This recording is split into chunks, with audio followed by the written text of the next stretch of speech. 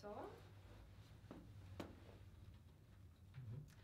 Sejam todos muito bem-vindos, pessoal, ao segundo Panorama de Mercado. A gente fez um no dia 17 de dezembro, estreamos esse quadro, onde a gente bate um pouquinho sobre questões, enfim, do mundo, questões do mercado, o que pode impactar no dia a dia, tanto do investidor como do trader.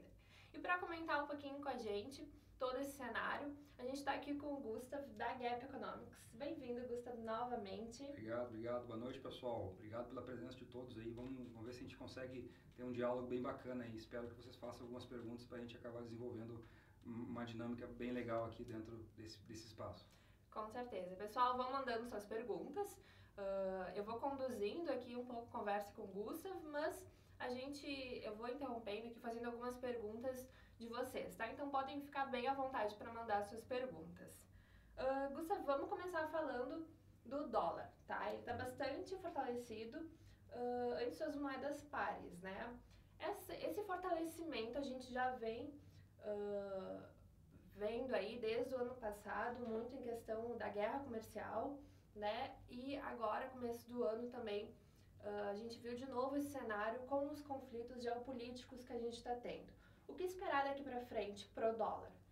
Olha, essa questão do câmbio, tá? Realmente a valorização, por exemplo, do real, do dólar frente ao real, que a gente observou no passado, continua observando nesse ano, ela é muito mais uma força do dólar do que uma fraqueza no caso da nossa moeda, né? Então, realmente, a moeda americana vem se fortalecendo e o grande vetor desse fortalecimento é a própria economia dos Estados Unidos, né?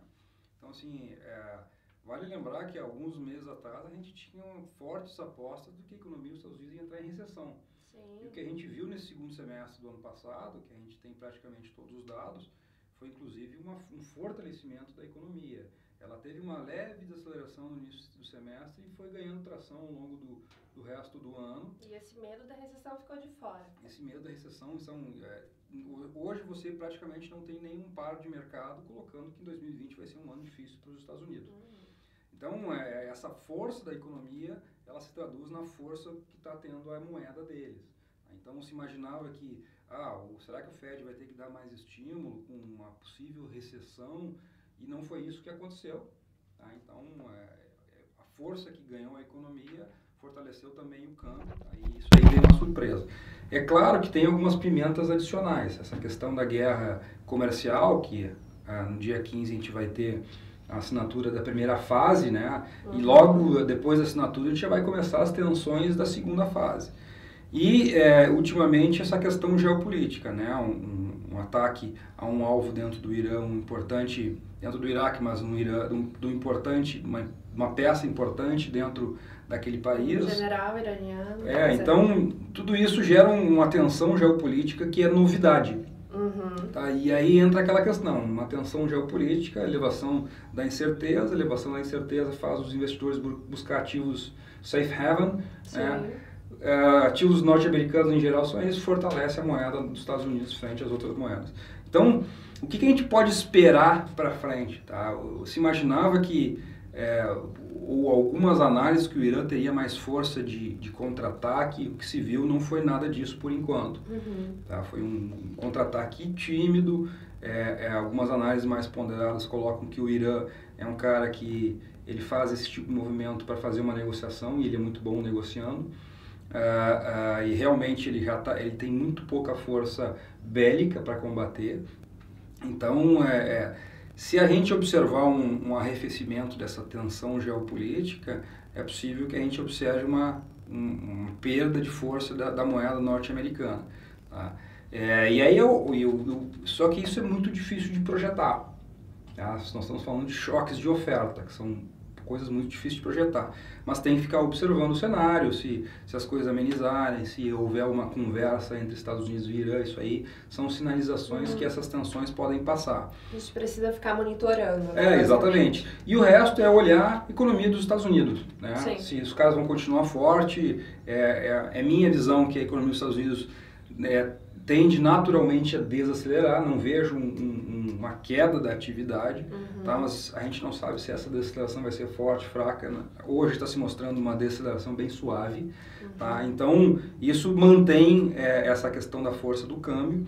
Consequentemente, a gente deve acompanhar, pelo menos ao longo desse semestre, aí, uma moeda norte-americana forte, tá? Então, assim, esse talvez seja o contexto principal da estratégia. Agora, a tática é o dia a dia, é o trader que está ali monitorando a ponta que está comprando, a ponta que está saindo e está usando algumas técnicas para fazer esse tipo de coisa. Algum tweet do Trump, enfim, alguma coisa que possa mexer no mercado, tem que ficar monitorando o tempo inteiro. É isso aí. A gente precisa se preocupar com uma alta expressiva no preço do petróleo ou, a princípio, está controlado até agora? Olha, o petróleo vem há um bom tempo passando por choques de oferta. Sim. O que são choques de oferta? A OPEP, depois de muitos anos descoordenada, conseguiu se coordenar nos últimos anos, aí conseguiu gerenciar a oferta de petróleo. Ou seja, ela de forma proposital diminuiu a oferta, manteve os patamares de preços lá em cima, mesmo que a gente viu uma desaceleração na economia chinesa, uma desaceleração na economia europeia, e ela conseguiu fazer com que os preços ficassem lá em cima. Tá? E nesse segundo momento teve uma questão geopolítica dentro da região maior produtora de petróleo. A gente teve a questão das explosões numa fábrica da Aramco na Arábia Saudita. Ali por agosto. Isso, no meio do ano passado. E agora a questão Estados Unidos e Irã. Então, são todos contextos de choques de oferta, tá? Que tendem ao longo do tempo ao momento em que vão se dissipando também em preço. É difícil projetar? É quase impossível. Tá? O que a gente observa do lado da demanda, que é olhar como é que a economia está andando, e a gente vê que o principal vetor de preço de petróleo é o andamento da economia chinesa, a gente vê que esse cara realmente vem desacelerando. Então, se a gente não tiver novos choques de oferta, naturalmente o preço do petróleo vai voltar ali para próximo de 50, abaixo disso, algo entre 44 e 48, são preços mais próximos da realidade da demanda. Mas a gente tem esses componentes da oferta aí que estão dando essas pimentinhas que faz sentido o preço estar estressado. Tá? E aí estressado é volatilidade. A gente vê o preço do WTI subindo 6% um dia, 2 dias depois estava caindo 6%. Tá? E aí vol de novo, né? Vamos dar uma olhada nisso aí, que vol é bom, vol é ruim, depende da maneira que o cara se fragiliza ou não em relação a esse problema. Tem que aproveitar. Certo. Amanhã é dia 15 de janeiro, dia tão esperado, finalmente, para a assinatura da primeira fase do acordo comercial, né? Na tua opinião, o que pode dar errado? O que pode balançar amanhã o mercado? Olha... Ou a princípio está tudo bem encaminhado? Estamos falando de ano de eleição nos Estados Unidos, tá? Sim. Então, a tendência... Vale lembrar que o Trump é um cara muito esperto, um excelente negociador, e ele é um cara que negocia da seguinte maneira: ele dá 2 passos para frente e 1 para trás. 2 passos para frente e 1 para trás. Tá? Esse é o tom dele, é o tom dos 3 anos que ele está no governo. Tá? É 2 passos para frente, 1 para trás, 2 passos para frente. Isso traz uma volta, traz uma insegurança, mas as coisas continuam andando. Talvez num ano de eleição ele queira dar 1 passo e esperar. Outro passo e esperar. Em vez de dar 2 e voltar a 1, faça um sentido essa estratégia dele. Tá? A gente vai ver isso amanhã, que é 1 passo. Tá? Porque, em geral, ele poderia... O que normalmente ele faria? Assinaria o contrato, dizer que está tudo certo, são amigos para sempre. No dia 16 ele botava um tweet. Se não sair o quê? Vamos botar a tarifa, sabe? Sim. Essa seria a estratégia usual dele. Tá? Vamos ver como é que vai ser amanhã. Boa, mas já desconfia. Isso. O que vem daqui para exatamente. Então vamos ver que se ele assina, não faz muito alarde sobre a assinatura dessa primeira fase. E no dia 16 ver se ele se mantém mais tranquilo. Ele vai estar mudando a estratégia porque é ano da eleição, ele está com uma popularidade muito boa. O pessoal que acompanha os tweets dele está vendo aí que ele coloca entrando em estádios, em jogos de futebol americano, sendo aplaudido pelo público. Então é um momento importante para ele, e se ganhar atração disso aí, muito dificilmente ele vai perder a eleição, vai se reeleger. Então ele não vai querer mudar isso aí. Então tem que observar. Mas realmente amanhã vai ser um dia tenso. Tá? Hoje, fim do dia, já teve notícia de que os Estados Unidos já vai fazer o 2 para frente e 1 para trás, né? Mexer um pouco no mercado, o mercado estava mais aquecido, deu uma voltada, faz parte, tá? Então tem que ficar atento. Tá certo. A gente tem uma pergunta de um seguidor nas redes. Qual a chance do Trump sofrer impeachment? Não, a gente chegou a comentar um pouquinho no panorama passado. A chance é mínima, tá? A votação na Câmara já aconteceu, então ele perdeu. Agora, ele perder no Senado, em que o republicano tem uma esmagadora maioria, é praticamente impossível. Inclusive, a própria presidente da Câmara lá está trancando a pauta, não mandou, digamos, a lei ou a legislação que foi o impeachment dele na Câmara para o Senado para ficar fazendo esse joguinho, porque quando for no Senado essa votação vai ser fácil. Tá? Então a chance é muito difícil. Isso é uma sinalização só ruim do ponto de vista político, que assim, ele...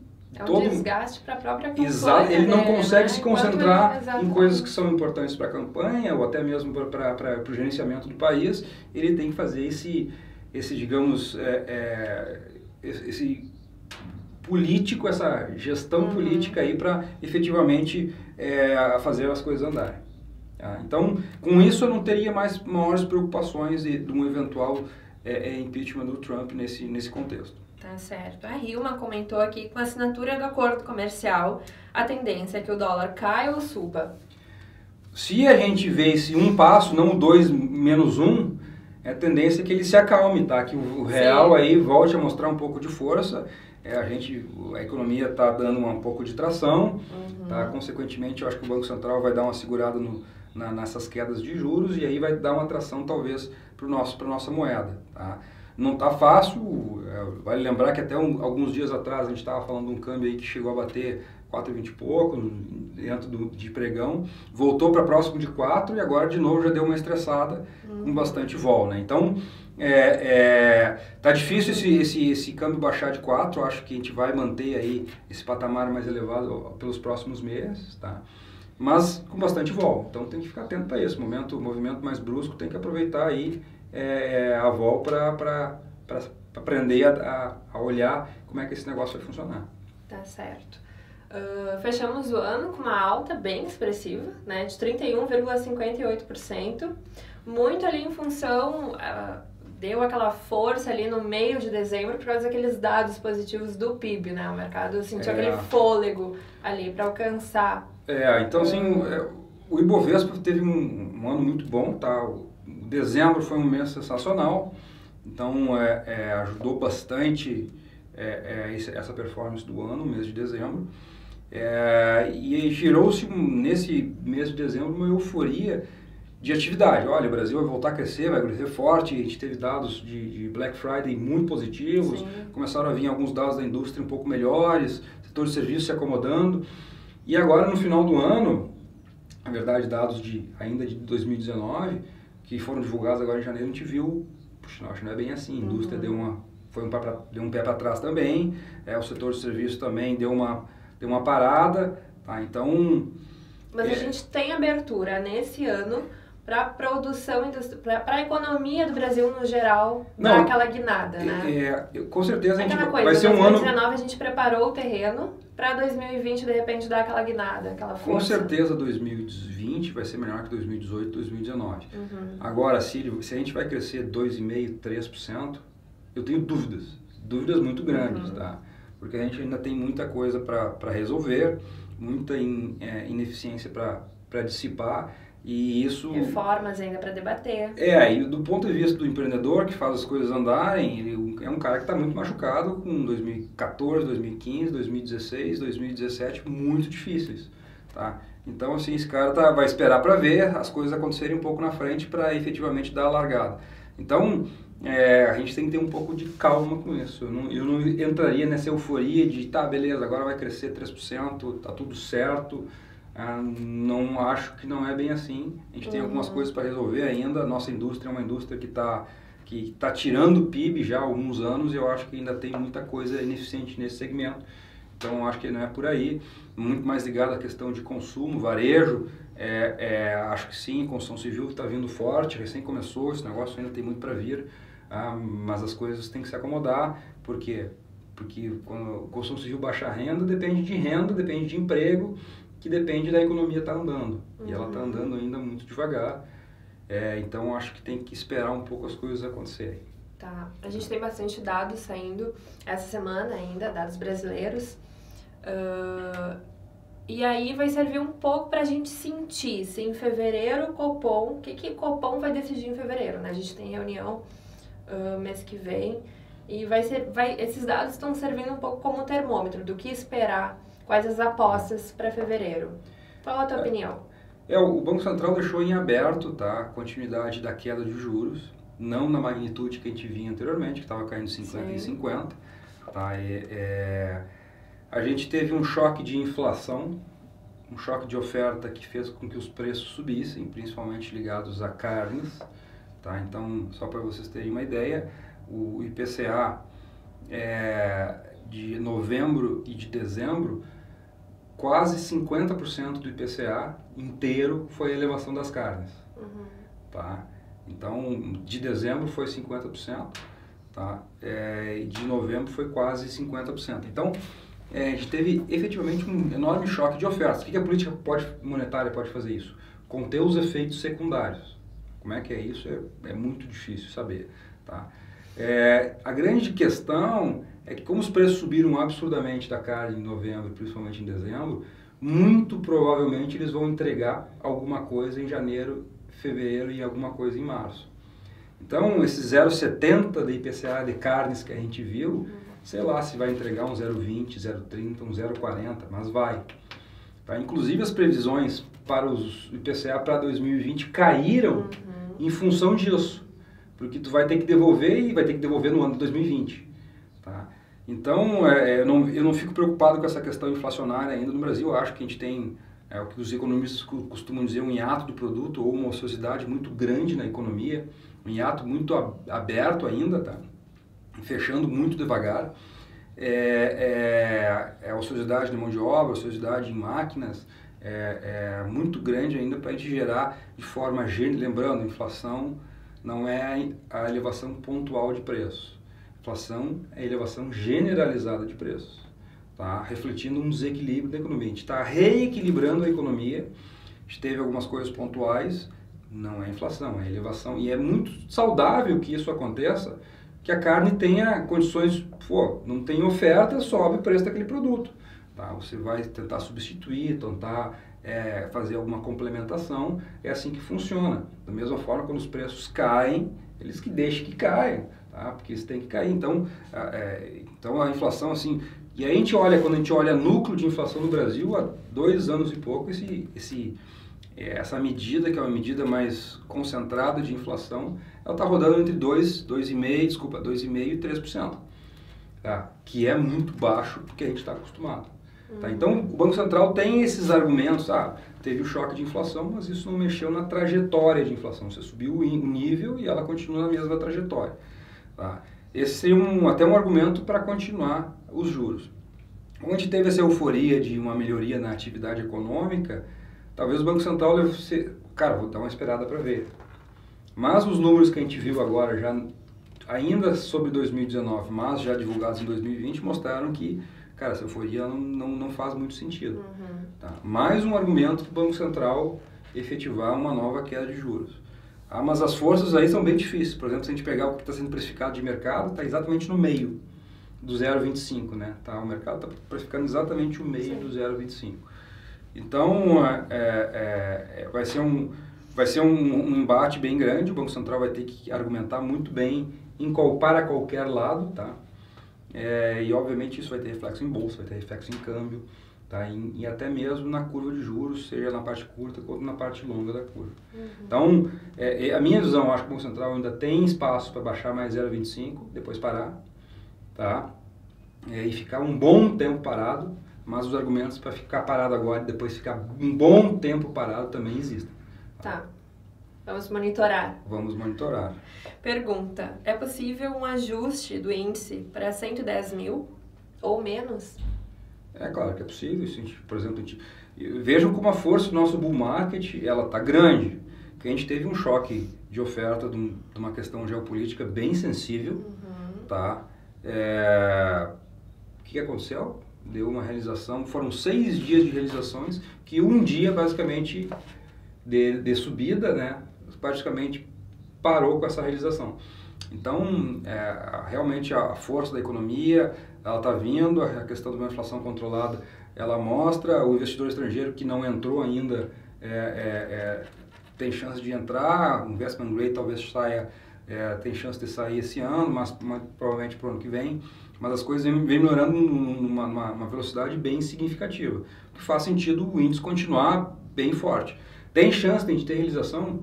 Eu acho que é muito mais se a gente tiver uma frustração muito grande com a economia, atividade cair, a produção industrial começar a cair, a construção civil ficar mais devagar ou diminuir o ritmo dela. Nesse sentido, sim, que eu vejo difícil de acontecer. Tá? E o resto é choque de oferta que a gente não tem como controlar. Sim. Né? Mas mas eu acho que a tendência não é isso acontecer. Tá certo. A gente tem Davos agora, dia 21, dia 24 agora de janeiro. Ano passado, o presidente foi a Davos e a expectativa que ele falasse sobre as reformas eram bem fortes, né? O mercado estava bem atento a isso, reagiu bastante à fala dele. Esse ano ele deu a declaração de que ele, a princípio, não vai participar. E aí, como é que o mercado enxerga? Olha, quem seria o substituto, né? Então, o substituto seria o Guedes, então acho que seria uma boa, porque é o cara que... Consegue falar melhor com... Não é só isso, o Bolsonaro deixou bem claro nos últimos meses, olha, quem toca a baila da economia é o Paulo Guedes. Sim. Bota o Paulo Guedes aí no principal encontro de economia mundial. Deixa ele lá, ele vai falar com os russos, vai falar com os chineses, vai falar com os americanos. Tá? Acho que é um espaço significativo que ele abriu para o gestor da economia fazer o trabalho dele. E que tem, de forma geral, tem sido um trabalho muito positivo. Então, na minha visão, foi digamos, um cartão verde para o Paulo Guedes, consequentemente, uma melhora das coisas do ponto de vista de percepção. A gente ter um ano melhor, passar uma mensagem melhor para o mercado. Mais efetiva, tá? Mas olha, a gente está fazendo isso, por isso. Muito tempo isso aconteceu clara. Isso, agora mudou, tá? Mais clara, mais efetiva. Tá certo. Destaque para a agenda econômica. Dessa semana ainda o que a gente tem e o que a gente tem para a próxima semana. Eu acho que a gente tem que olhar essa questão da atividade, tá? Teve dado da indústria ruim, dado dos serviços que veio em linha, mas veio em queda, tá? Então, alguma coisa mais ligada à atividade econômica, por exemplo, alguns indicadores coincidentes e antecedentes também foram ruins para dezembro, a produção de veículos caiu, muito provavelmente a produção industrial de dezembro também vai cair. Então, ver se isso vai mudar ou vai ganhar força, tá? Então, acho que esse é um ponto importante. E o resto é monitorar essa questão de quanto as carnes vão trazer o IPCA de janeiro, fevereiro e março para baixo, tá? Então, eu acho que isso aí tem que ficar atento. E, obviamente, essa questão da assinatura dos acordos, um enfraquecimento ou não da questão geopolítica, são coisas assim, mais ligadas à oferta, não mais ligadas à demanda, né? Tá certo. Pergunta de um seguidor agora. A gente está dando início aí à temporada de balanços nos Estados Unidos. Sim. Hoje tiveram grandes empresas hoje sendo divulgadas. O que esperar para essa nova temporada? A economia dos Estados Unidos andou. Tá? O emprego continuou forte, geração de emprego forte. São sinais de que o arrefecimento que se esperava não aconteceu. Consequentemente, as empresas que estão dentro desse contexto também devem manter um bom desempenho, um bom resultado. Tá? Eu vou confessar que eu não consegui observar o que aconteceu nas divulgações de hoje, tá? Mas não vejo motivo para a gente ver números muito ruins, porque a economia efetivamente continua andando, tá? E até um ritmo bem aquecido. Quais os ativos que estão no radar dos grandes fundos em 2020? Eu acho que a questão imobiliária, né?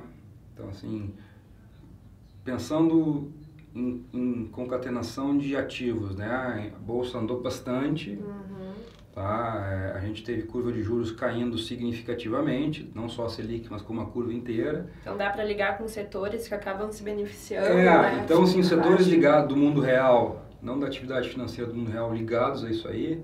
Então, assim, a gente está vendo já viu ao longo de 2019 o setor imobiliário andar bastante, mas eu acho que ainda há muito espaço para isso, porque a gente estava com esse segmento muito, que a gente costuma dizer, largado, né?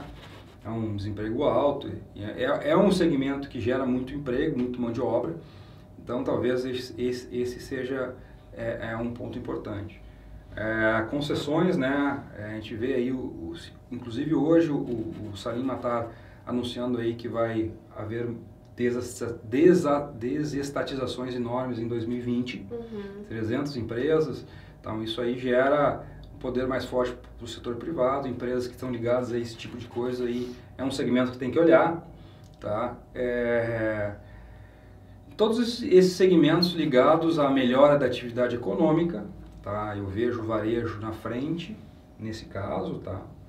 Então, assim, se a gente continuar tendo força no varejo, principalmente no ticket pequeno, isso vai ganhar atração, tá? Se os negócios na economia começarem a melhorar, essa questão vai continuar ganhando tração, aluguel de carro, aviação, tá? São coisas que vêm ganhando força e devem continuar ganhando força. E tudo aquilo ligado a projetos de longo prazo, como a curva de juros caiu, amassou muito, todos os projetos de longo prazo trazidos a valor presente valem muito mais, né? Então, são segmentos que eu olho com mais carinho do que os segmentos mais tradicionais. Tá certo. A Rilma está perguntando, e esse problema, Estados Unidos e Irã, como ele vai afetar a nossa bolsa? Olha, basicamente é a percepção do risco, né? Você tem um aumento na elevação da percepção do risco, tá? E preço de commodity, tá? Principalmente petróleo. Tá? Então, assim, isso pode ser positivo para a bolsa, mas é negativo para a inflação. E uma elevação da percepção de risco é a busca de ativos menos voláteis, consequentemente, menos atratividade para a Bolsa de Valores. Tá? Então, acho que é por aí, porque do ponto de vista econômico, a nossa relação com o Irã é muito pequena, está agregado dificilmente, e a relação com os Estados Unidos é uma relação comercial grande, mas não deve afetar por um conflito lá no Irã, né? Então, acho que é um pouco mais por aí. Tá certo. O Ascarim está perguntando quais os ativos têm fortes correlações com o valor do dólar ou pode precificar o dólar? Se vocês derem uma olhada no site da Nelogica, acredito que a gente já postou alguns artigos bacanas sobre isso aí, tá? E, por exemplo, assim, eu gosto de olhar o dólar como os fundamentos do dólar, na minha visão, são 3 ativos básicos, tá? Estamos falando de dólar real, né?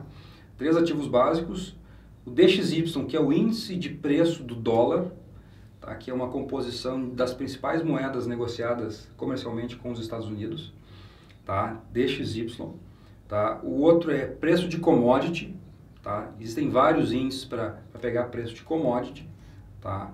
Então, voltando ali para o DXY. O DXY sobe, o dólar ganha força, tá? Preço de commodity.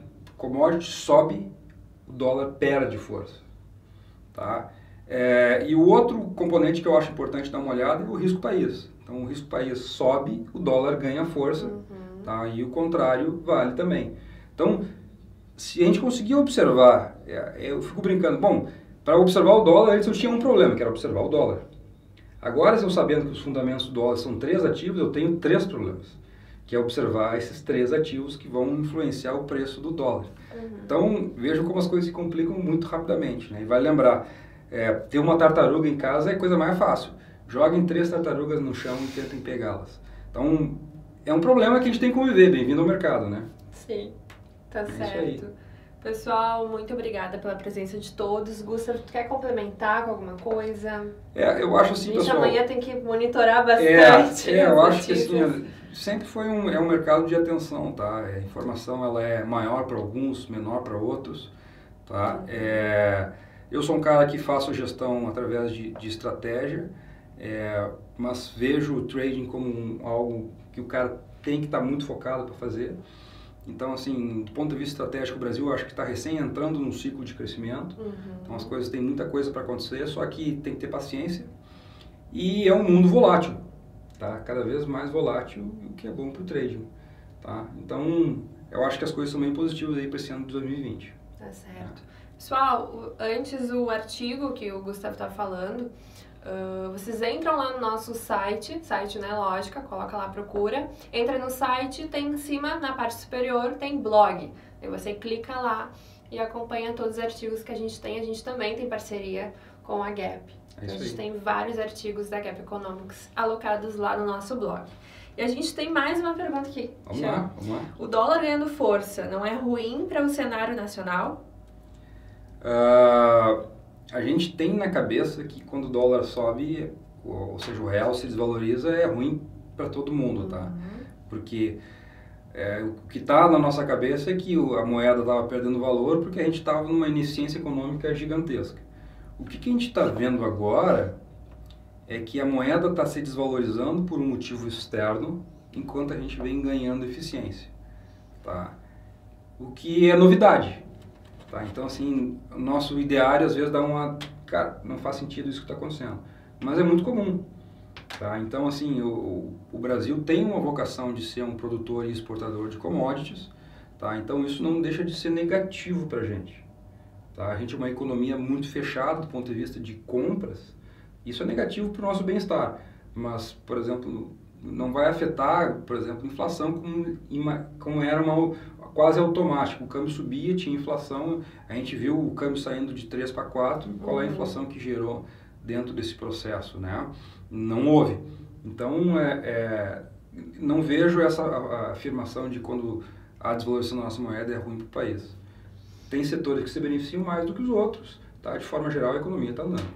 Tá certo. Então, muito obrigada, agora sim, pela presença. Obrigado, pessoal. Boa noite a todos aí. Espero que tenham aproveitado aí esse momento. Abraço. Obrigada, pessoal. E esse vídeo vai ficar alocado no YouTube depois para quem perdeu. Enfim, vocês conseguem conferir lá no nosso YouTube. Então, aproveita e já se inscreve lá no nosso YouTube. Muito obrigada e até uma próxima.